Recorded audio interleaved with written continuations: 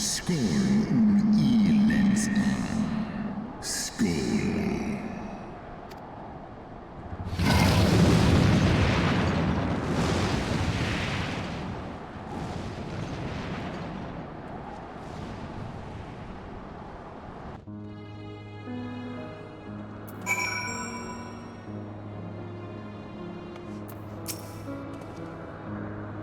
Grace Velger was every bit as awe-inspiring as I imagined. His voice fairly dripped with power. The will behind his words was so undeniable that it transcended my ignorance of the dragon's tongue. 'Tis but a pity that I misliked what he said. So far did we travel, even unto the very heavens themselves, only to be dismissed like unruly children. And far from mitigating this humiliation, the hidden truths we had learned served only to prove that our grand mission of peace was destined to fail from the start, fail from the first. Nothing will deter Nidhogg from his course. Only death.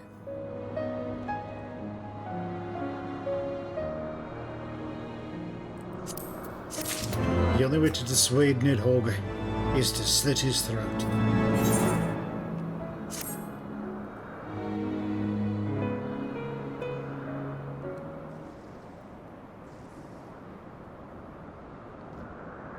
Well, what do you propose we do now? I, for one, am intent on continuing to the east. What is there to be found in the east? Nidhogg's lair, the Eyrie, is said to lie in that direction. And the eye tells me he is near. You cannot still mean to slay him. You cannot still mean to stop me. I have been true to my word, and aided you in this fool's errand with Hraesvelgr. But your efforts at parley have come to naught, Lady Iceheart. I would see Ishgard saved, and for that, Nidhogg must die. With the tale of our ancestors' vile betrayal yet ringing in your ears, you speak of continuing this war? Nay, lady. I would but pierce its vengeful heart. When Nidhogg dies, this war shall die with him. A moment, Estinian. You yourself spoke of the Great Worm's strength, that you believed him powerful enough to raise your city to the ground. How then are we few to challenge him? Even behind the stout walls of Ishgard, with an army of knights manning the defenses, our victory would be hard won. Yet you propose to contend with the beast in his own lair. In close combat, this will afford us an advantage. And if the tales are true, the Warrior of Light has bested many an invincible foe. But such speculation is meaningless if we cannot even find the worm. Our first task must be to seek out Nidhogg's lair. The story of this nation grows bloodier by the moment. Must death always be answered with more of the same? Such is the way of things, I fear. I shall consider it a miracle if mine armor is not stained crimson ere this conflict is ended.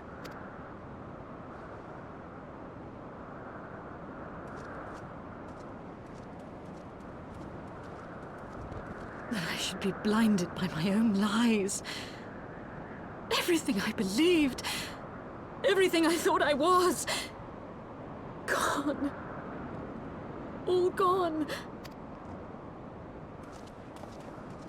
Leave her. Your words will not reach her now.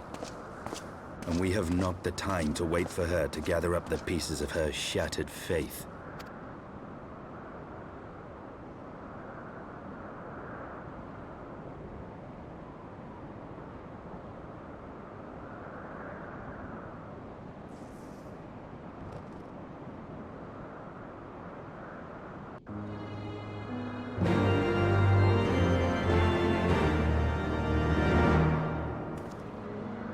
False god is the Shiva. What manner of phantom have I welcomed into my heart? Alright, dragons.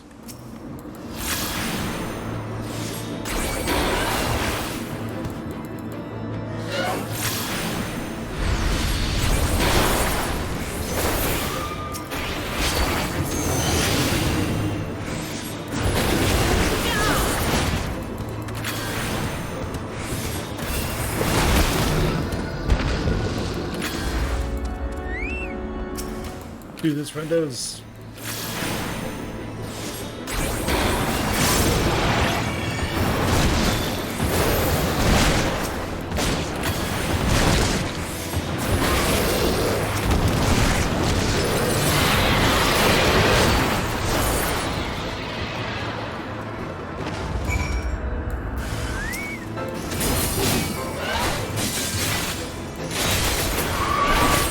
Nice.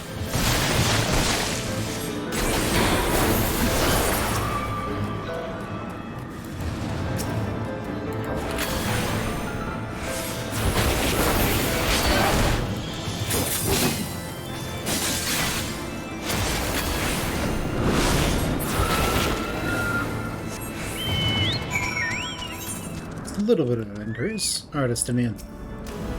Did you find what you were after?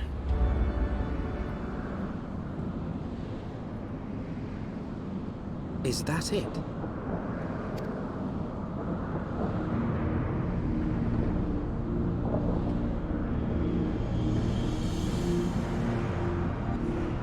Aye, that would be the Eyrie.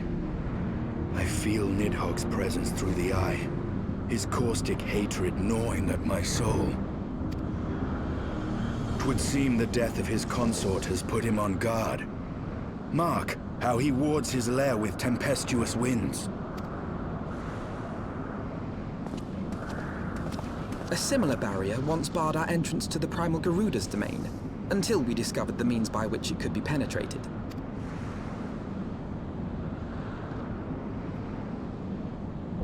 Mayhap it is time we called upon Master Garland. It will be just like the good old days, no?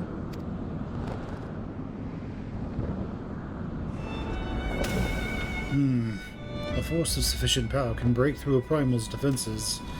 A force of sufficient power to break through a primal's defenses might conceivably grant us access to the Eyrie. And I can offer no better solution. Pray consult the engineer, this engineer friend of yours. Very well. On the condition that you swear to not lure Nidhogg from his lair in our absence. And steal the glory from myself, you mean? Nay, I'm not so selfish as that. Contact me via Link Pearl when your preparations are complete, and we shall set forth from Ishgard together. I suggest we rendezvous back in Saint Rene's Forum, then. From what I gleaned of the Holy Sea's decidedly ambitious airship project, Sid may still be in Ishgard. When last you saw Master Garland, he was advising the Ishgardians on their ailing airship, correct? In that case, he might still be at Camp Cloudtop. Failing that, we could try the airship landing, or mayhap even the Skysteel manufactory. But let us not waste time searching aimlessly. Someone in the city is sure to know where to find him. The question is who. Sir Emmerich would seem the obvious choice.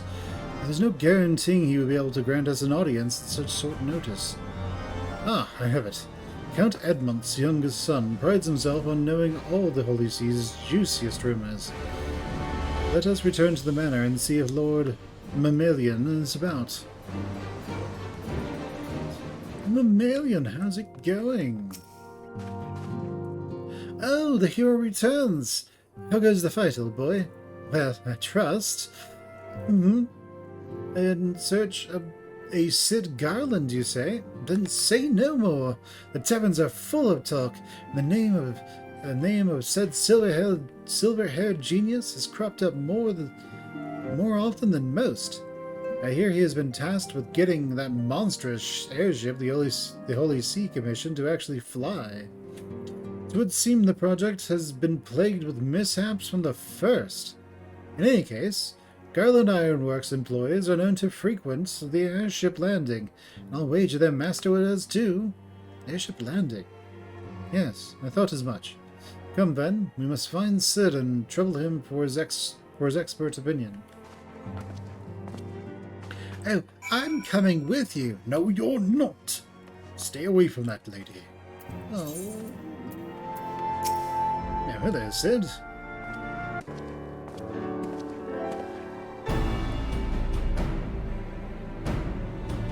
Sid, Alpha now. How fare you both? Not terribly well, judging by your faces. Greetings, Master Garland.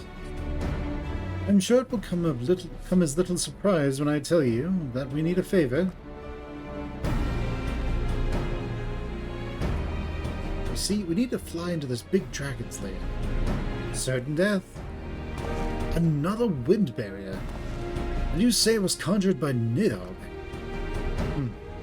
Enterprise could certainly take you where you need to go, but she would not fare well against dragons.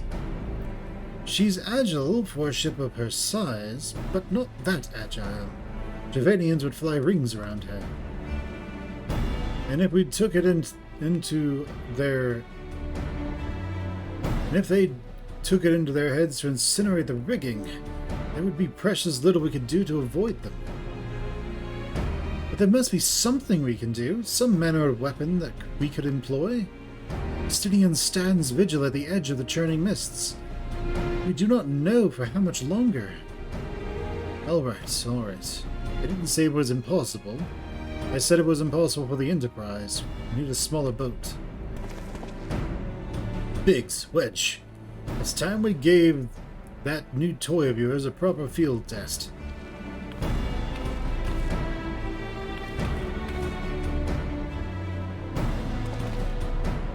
It's probably best if I let the lads show you. Come on. To the manufacturer. The manufacturer is not far.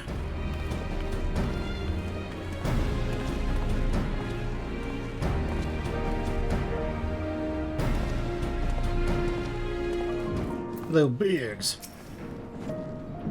Our little prom. Isn't he supposed to be like Scottish? Our little project's just inside. Oh, you're going to like this one. I don't know what Scottish people sound like.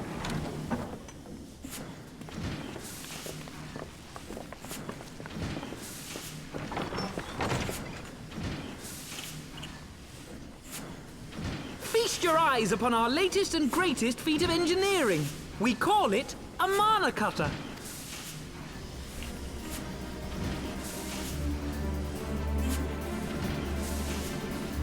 After you put down Gaius, Wedge and me struck out on our own for a bit, and started work on the successor to the tiny Bronco. Impressive little thing, isn't she? My talent for ship design has plainly rubbed off on them.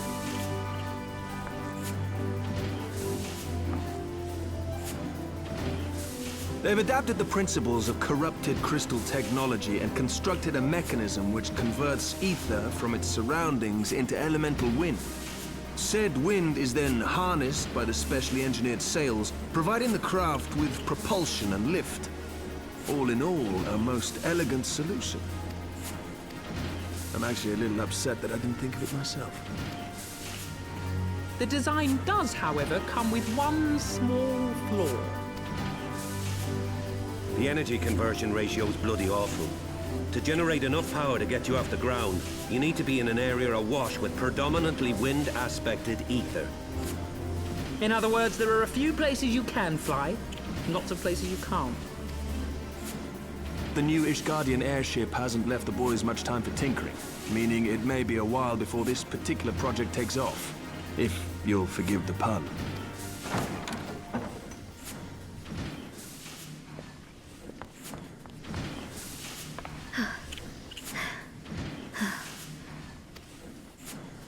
Tataru, what's happened? I've been looking all over for you. There's been word from Aldar. It's about Her Grace, the Sultana.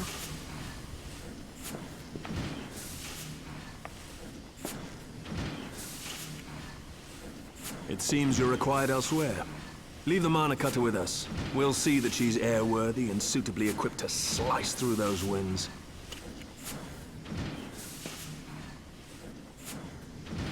You, meanwhile, should concentrate on providing Raoban and the Sultana whatever help they need.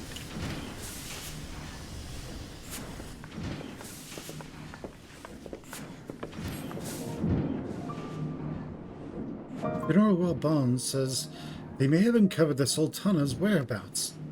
He wants you, by which I mean both of you, to go to the Waking Sands right away and help with the investigation. Come then. Pressing though Ishgar's plight might be, our presence will not serve to hasten the Mana Cutter's completion. Let us return to the troubled lands of Thunalon and lend what aid we may. Tataru, have our friends in the congregation sent a message to Astinian.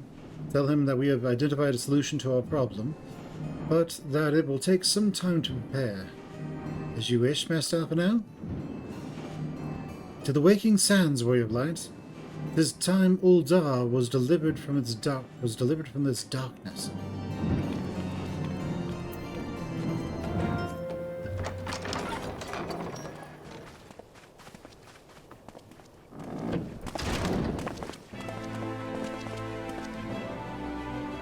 Thank you for coming.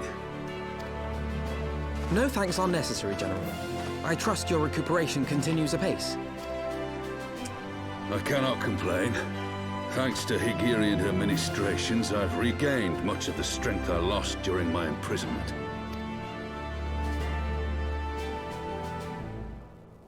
I gather you have made progress in the search for Her Grace. Aye, some good fortune at last. A few days past, Dulala informed us that a sizable shipment of alchemical supplies had been delivered to the palace.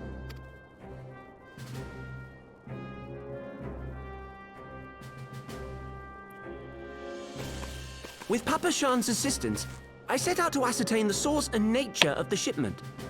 My inquiries led me to Frondale's frontistery. There, I learned that an order had been placed for a curious substance designed to sustain patients trapped in death-like slumber. An invention of the former head alchemist, apparently. A death-like slumber? This cannot be a coincidence. It lends some weight to Dulala's claims, aye. Her Grace is likely somewhere within the palace, abed but alive. Before making any attempt to extricate the Sultana, however, it seemed prudent to learn what manner of substance was used to induce her torpor. To that end, I made inquiries as to the whereabouts of the one most like to have administered it. The lady-in-waiting, Meriel. We sent for you as soon as we learned of her location. All that remains is to apprehend the woman. We shall find our cat's paw in the Silver Bazaar. But we must tread carefully. The market is not the bustling place it once was, and someone is sure to mark our coming. Should they inform the monetarists, we'll have a fight on our hands. We must be prepared for the worst, and being short an arm, I thought it wise to take another in its stead. What say you, Warrior of Light? Will you lend me yours? Then I pity the bastard that stands in our way. Come, my friends, for Nanamo, and for Uldar!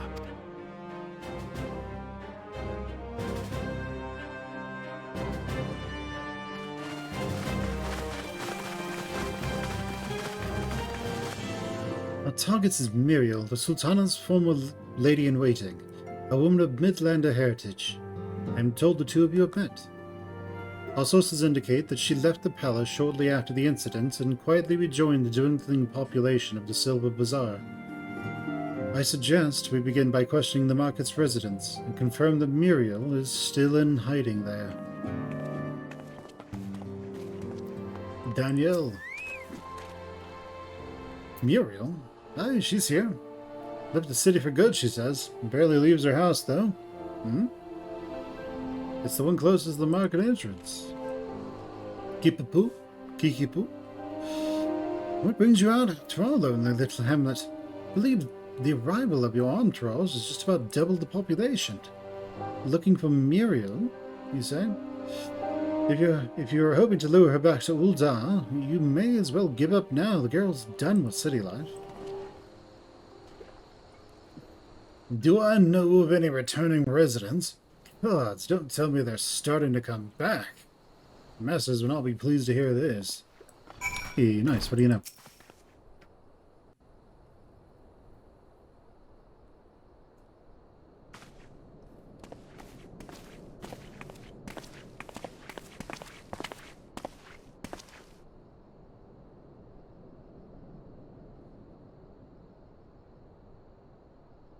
You are Meriel, the Sultana's former lady-in-waiting?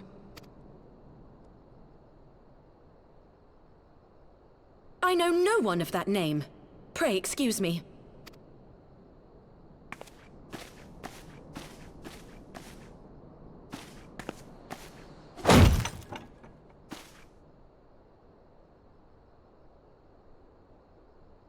General Alden!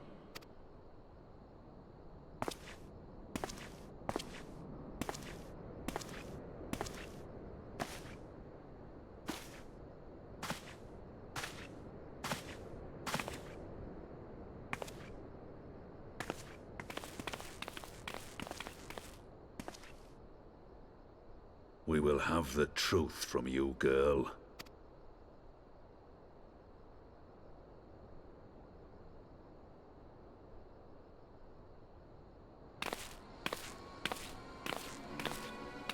Mayhap it would be better coming from me.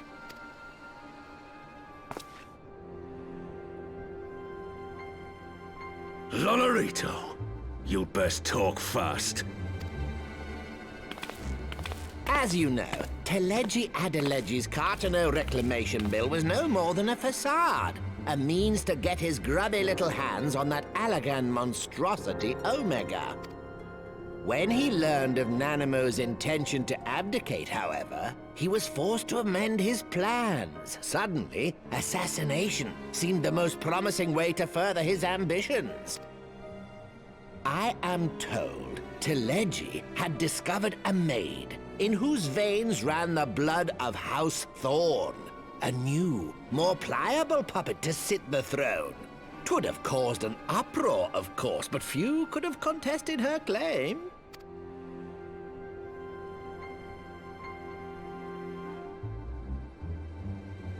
'Twas plain that Teleji's wild machinations had outgrown our ability to control them. So I decided to usurp his scheme and left the fool to seal his own demise. And what of Nanamo? Oh, I have no desire to harm her grace. 'Twould profit me little to destabilize our government.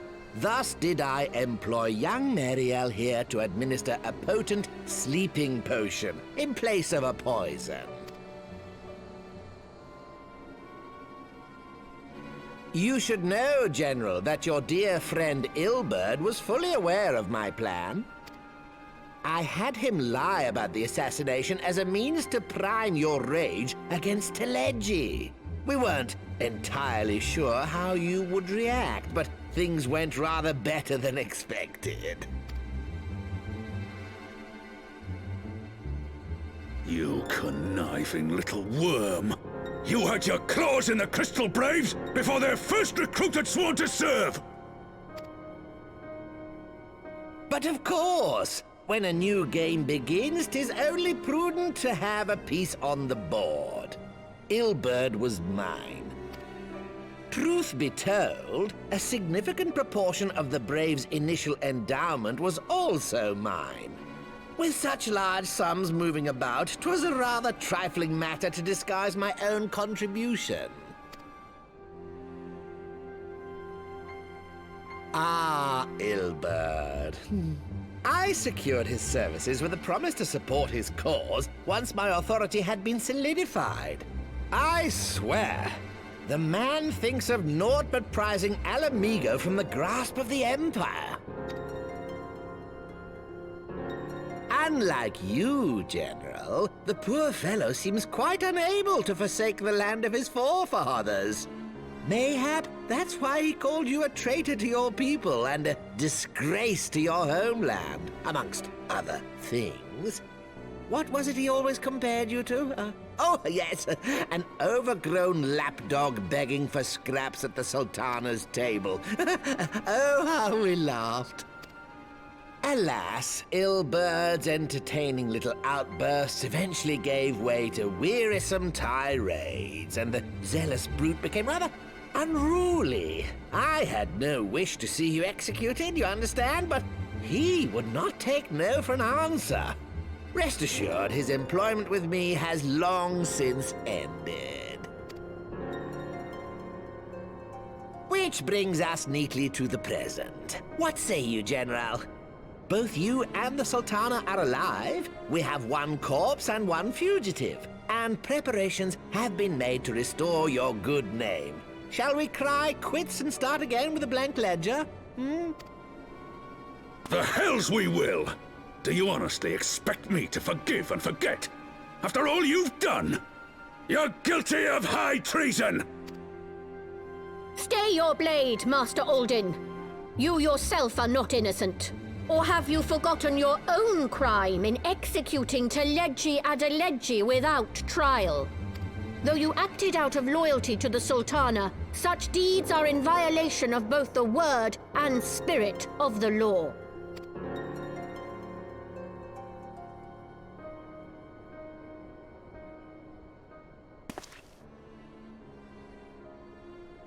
If you would, Lord Lolorito?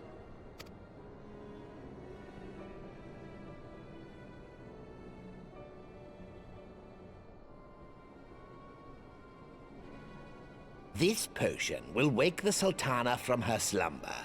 Consider it a gesture of conciliation. You will find her grace resting comfortably within her private chambers. Should you doubt my word, I shall willingly accompany you to the palace as your hostage.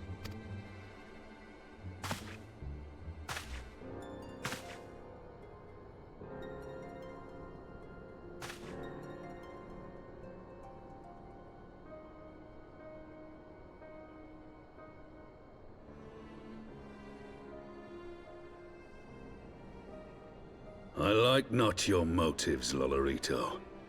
But you saved the Sultana's life, and for that, you have my gratitude.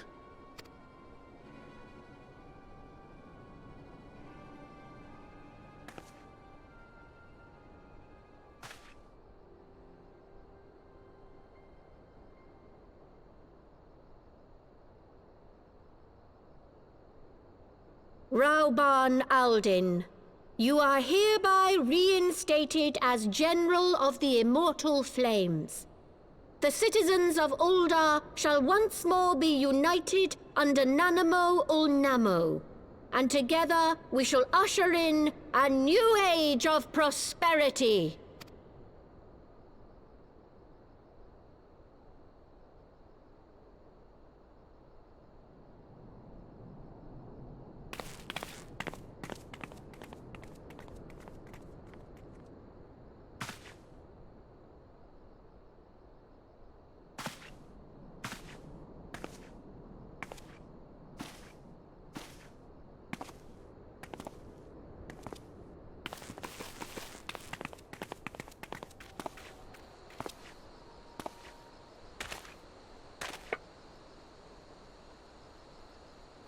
At long last. Brother 12. I feared Lord Lolorito's arrival would herald another bloodbath. Little did I suspect that he of all people would gift us the means to rouse the Sultana. Shall we also make our way to Uldar? I should imagine Bartholomew has been instructed to admit us.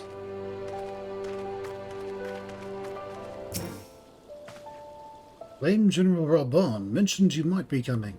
Please, this way if you will.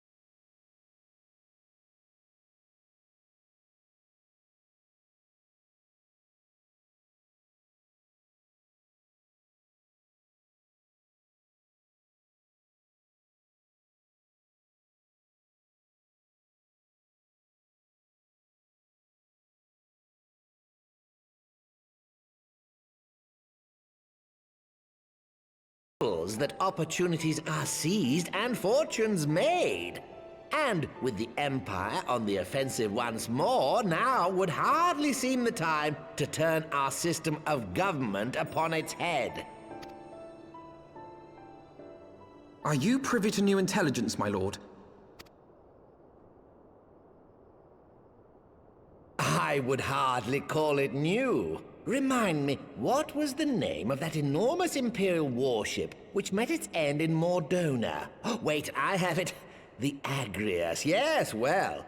'Twould appear that the Garleans have been hard at work on another such vessel.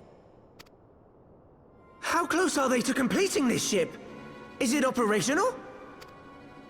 Its maiden flight was a success, I hear.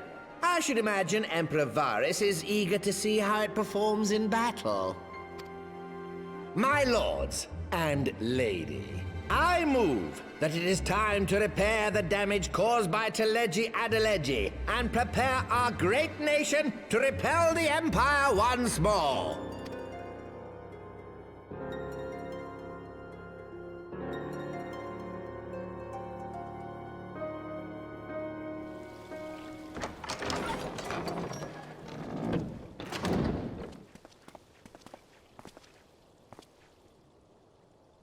"'Tis well that the Sultana has awoken.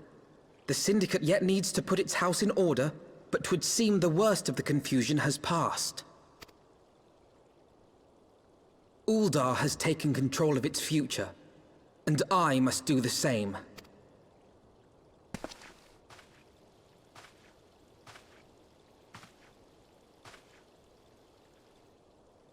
I have decided to disband the Crystal Braves. Among the recruits, there were those who supported our Order's goals and convictions with all sincerity. 'Tis my hope that these loyal men and women will choose to remain our allies in the battles to come. As for those who sided with the traitor, Ilberd, they shall be hunted down and held to account for their crimes. It is my earnest hope that they will surrender themselves peaceably when the time comes, though I think it unlikely. Ah, my all-conquering Crystal Braves. The model army meant to pave the way for a single unified Grand Company of Eorzea. That so high an ideal should be brought so low. I need not tell you how deeply the betrayal stung me. Yet I see now that it was mine own naivety and pride which allowed the Braves to fall prey to corruption. As ever, it is to your own shining example that I turn for inspiration. Like you, I mean to stand firm in the face of hardship and give mine all for the cause. Let us resume the search for our missing comrades, that we might come together to shine the light of dawn across the realm once more. The role of Crystal Brave Commander suited me ill, and I shall play it no longer. Henceforth, I shall be no more or less than Alphino, proud member of the Scions.